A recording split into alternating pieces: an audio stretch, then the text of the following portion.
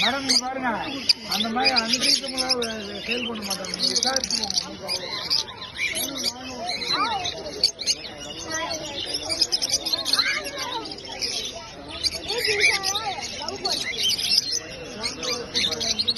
Sir 2 வாங்கணும் sir, 2 வாங்கினா 100 ரூபா கம்மி பண்ணுவாங்க. அப்படியே யோசிச்சு பாருங்க. 50 ரூபா 100 ரூபா பாருங்க. ஓகே, நீங்க எங்களோட சூழ்நிலை யோசிச்சுக்கோங்க. 3 பேர் வந்து யோசிச்சுக்கோங்க. நீங்க பார்க்கிங் பண்ணாங்க.